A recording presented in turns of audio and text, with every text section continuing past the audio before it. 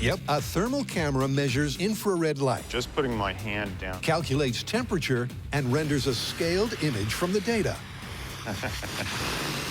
Older technology does so in black and white. Modern, ultra-sensitive cameras like ours have a full range of color. But can it really pick up hot air? With no natural flatus forthcoming, Yeah. Oh, wrong end. Adam I'm gonna build a fart maker. I'm gonna make it fancy fart maker.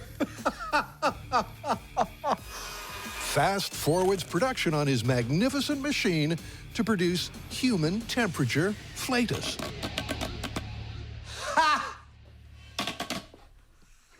Perfect. All right, okay. Here's how this works. Clearly inside, I've got an air chamber. That's where the farts are formed. Around that, I have a water bath, which I will keep to a constant human body temperature.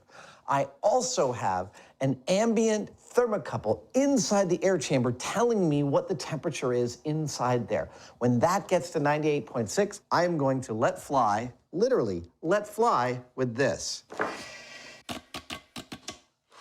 And we're gonna see if that's visible on our thermal imaging camera. While Adam waits for his wind machine to warm to the occasion, Are we allowed to show this on television? I can't believe we are. it's on to your second suggestion. So what's next? Next up is a bad day for Buster. Basically, Redditors want to know what would happen to Buster if we threw him out of a helicopter while he's inside of one of those giant inflatable hamster balls. Right, but that's a brand name, so we can't say so we call it a hamster ball. Redditors want to know if the inflatable ball would break Buster's fall and allow him to safely leave a helicopter without a parachute. If it turns out to be safe, can I do it? Knock yourself out. In this final season fling, Buster's being chucked from a chopper in style. This is going to be big. All right, Reddit, you asked for it, and we are going to do it. Shut up. I'm standing in a runway in Half Moon Bay, California, about 30 minutes south of Mythbusters shop. It's only gonna hurt for a little bit. Just for an instant.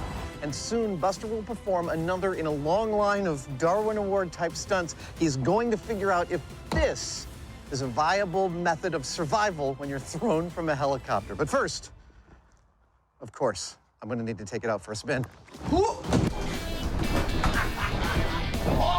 It was one of Reddit's most popular suggestions, and opinion is divided on the potential result. The math says that the ball's largest surface area will slow Buster's terminal velocity by more than half, and it will also cushion his impact like an airbag. But will it make the 1,000-foot fall survivable? To find out, Buster's ride arrives. The big dog. Sharp-eyed Mythbuster fans will recognize this helicopter. It's been on our show before. Over 10 years ago, I actually sat in the open door and dropped Buster in an inflatable wrap. The Sikorsky will be doing the heavy lifting, but in this final season epic, he won't be flying solo. So that we can give you Redditors the best possible footage of what happens here, we've hired a specialized separate helicopter with its own carbon fiber, gyro-stabilized camera thingamabobby. It's going to be great. Maybe not for Buster, who gets to be the fall guy not once, but twice. Once in the ball, and once as a control without. But how will his injuries be measured? We've used electronics in the past to measure shock loads to things that we're testing, but there's an inherent problem with them in that a lot of this stuff that we do is so violent that we break the instrumentation in the process and we don't get our measurements. So we've gotten in the habit of using these things. They're shock watches, and they're pretty basic.